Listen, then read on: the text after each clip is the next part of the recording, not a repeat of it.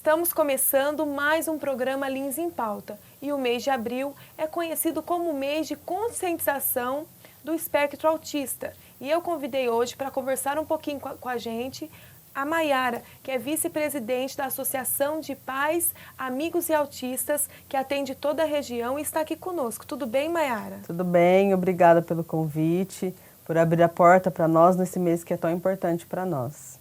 É muito importante a gente trazer esse assunto em pauta e estar sempre falando sobre ele. E eu gostaria de começar te perguntando como que surgiu a associação.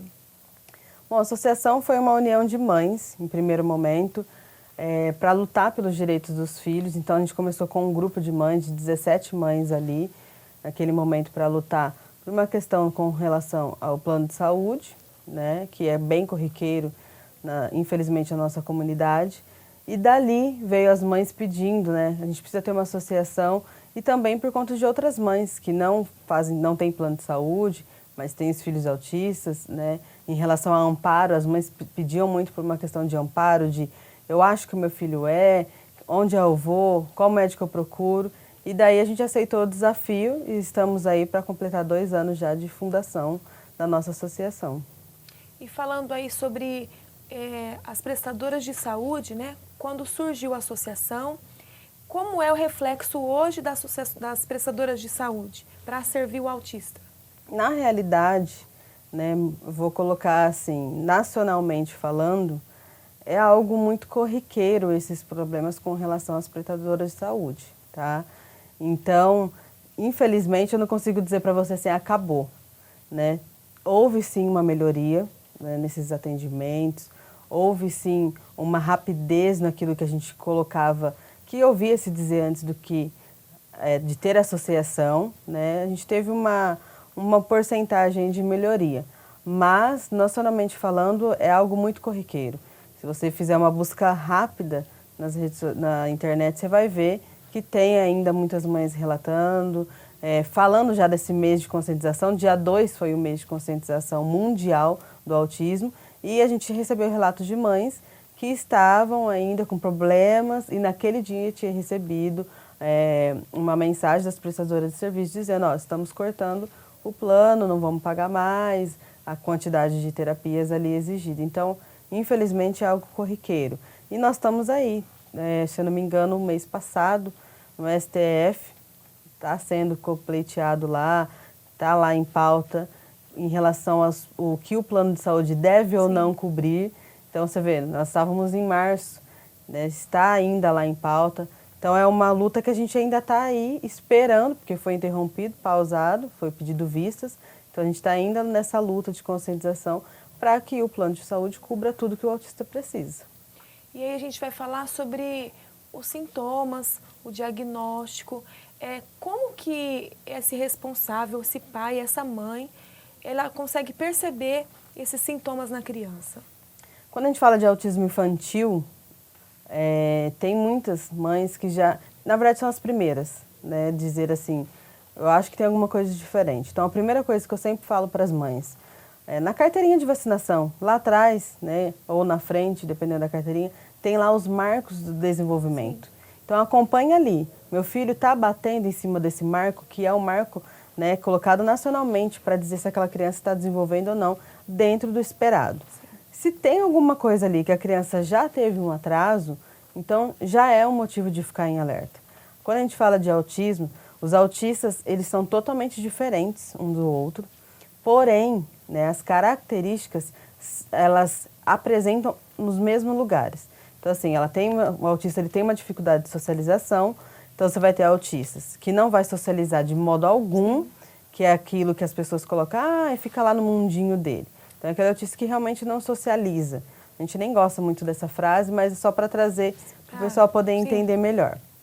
Então, aquele autista que não socializa de maneira alguma, ou nós vamos ter aquele autista que consegue ficar no ambiente com as outras pessoas, socializa de uma forma muito precária. Não faz contato visual. O autista que não faz contato visual nenhum, sim, ou aquele que faz um contato visual muito pobre, muito pouco. Também apresenta isso em todos os autistas. Nós temos autistas que têm a questão da fala, que apresenta uma demora para vir falar, igual a minha, com 4 anos, ela ainda não falava. Aliás, começou a falar com 4 anos.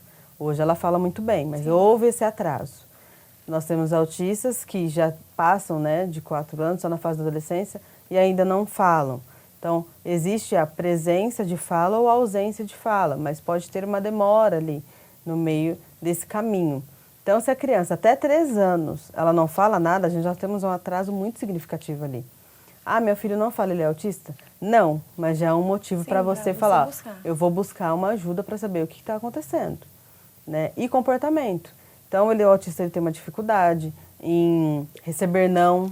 Então, por isso que a gente, quando fala de autismo, remete muito no pensamento. Aquela criança que está se jogando no chão no mercado, gritando, que para algumas pessoas soa como uma criança que não está recebendo educação. Sim.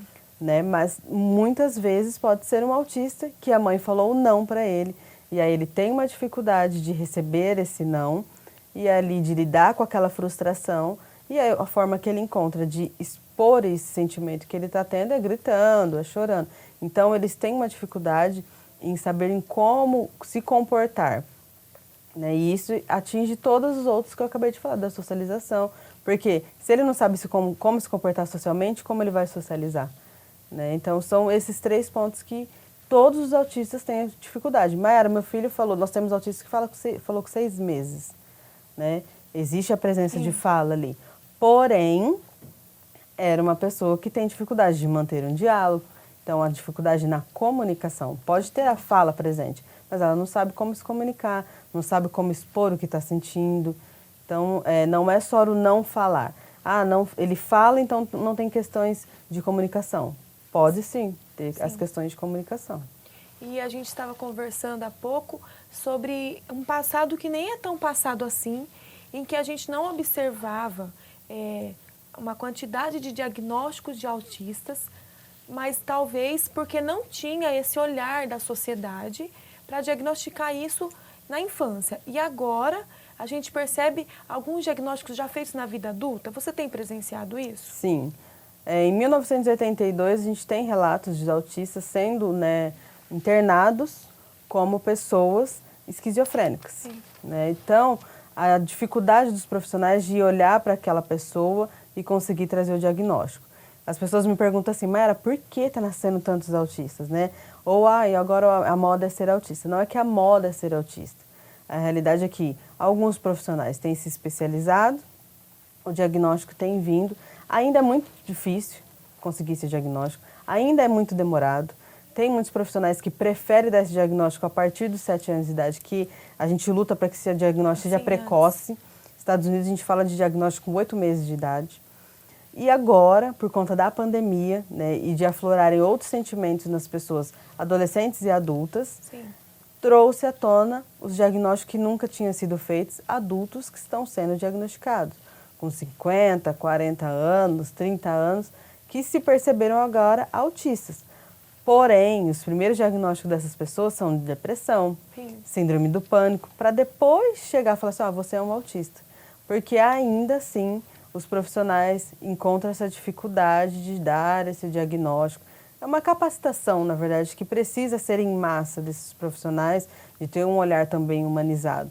Quando a gente pensa em autismo, todo mundo foca só no infantil. Esquece que aquele autista cresce e não vai tanto para o lado adulto. Então, nós temos profissionais, alguns profissionais já estão se capacitando para a área adulta, mas a grande maioria ainda é a área infantil. E, por exemplo, quando a gente fala sobre a síndrome de Down, né? Ela é uma mutação de um cromossomo, então a ciência já sabe que aquela deficiência ela é causada por aquele motivo. Em relação ao autista, como é que esse profissional fecha o diagnóstico? O autista, né, existem ainda os estudos que estão sendo levantados, mas há uma grande predominância de que seja algo hereditário, mas nada ainda comprovado, cientificamente fechado. Assim, olha, é isso, porque tem umas questões ambientais também. Porém, o autista não tem exame, né, que possa ser feito para dizer ele é autista. Não tem exame de imagem, então não tem eletro, não tem tomo que vai dizer se uma pessoa é autista ou não, porque é algo que é cerebral, é neurológico, tá? Mas como é que a gente faz então? A mãe leva no profissionais, geralmente uma equipe multidisciplinar, para avaliar comportamentos. Sim. E esses profissionais também, eles fazem uma testagem, que a gente fala, chega a observar aquele autista naquele ambiente, cria situações para observar como que ele reagiria naquela situação, observa também essas questões de desenvolvimento, se está dentro do parâmetro aquilo que ele já faz ou não, se para a idade é compatível, tá? Há uma investigação com a família para saber como é aquela criança, para depois chegar num diagnóstico. Quem lauda mesmo é o médico. Então, esses profissionais fazem relatórios, indicam o que eles pensam para o médico lê e diz, olha, realmente é isso ou não é. Um neurologista. Neurologista, psiquiatra, são esses profissionais. Agora, os pediatras também foram autorizados a fechar laudos, mas é muito difícil, assim, se encontrar um pediatra que feche. Pelo menos aqui na nossa região, Sim. não temos um pediatra que é apenas pediatra. Tem alguns pediatras que são pediatras e neurologista infantil, neuropediatras, que aí fecham o diagnóstico, mas é neurologista que fecha ou psiquiatra. É importante que tenha esse diagnóstico fechado, porque aí esse autista ele vai passar por uma outra fase, que é buscar o tratamento, ser visto, ter os direitos reconhecidos para poder estudar, né? Sim. Então, assim, após o diagnóstico, qual é o caminho? Como deveria ser, na verdade, após o diagnóstico, o que se espera dos serviços da cidade? A primeira luta para a mãe é convencer o profissional a ouvir o que ela está dizendo. Sim. Porque muitas vezes ela ouve de volta, mãe, espera, cada criança tem seu tempo. Então é a luta pelo diagnóstico, porque o diagnóstico ele abre as portas. Sim. É o que eu falo para as mães na associação, o diagnóstico ele não é o fim.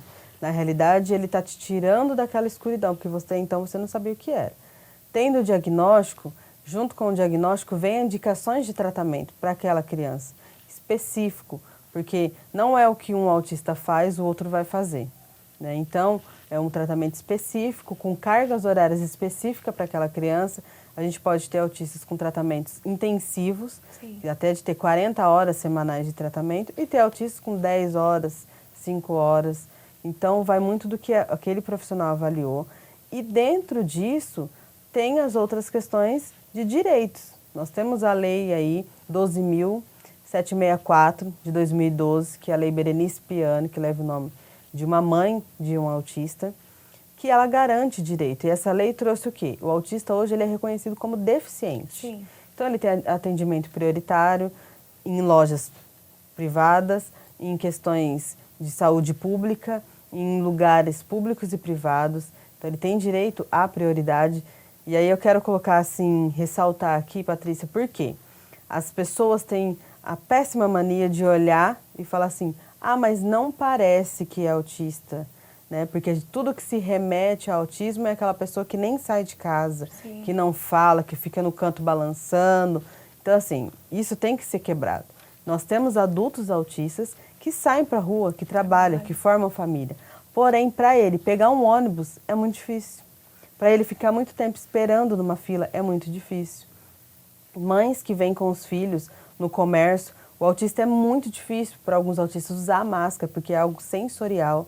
E aí eu ouvi da mãe, você é uma irresponsável porque não coloca máscara. Então, assim, são situações que a gente vem passando.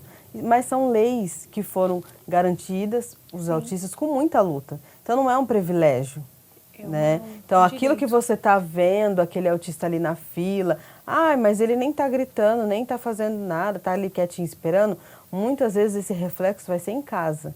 Aquela criança pode, por ter tido muito estímulo, muito tempo ali esperando, ela pode desenvolver uma crise em casa, onde ninguém vai ver. Sim.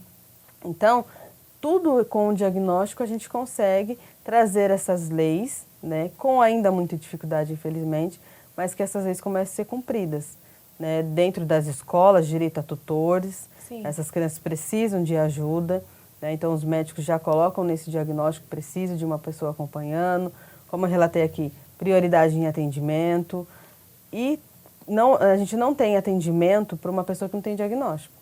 Sim, então, ela precisa de fono, psicólogo e TO. Se está no diagnóstico, se está no laudo dela, ela consegue.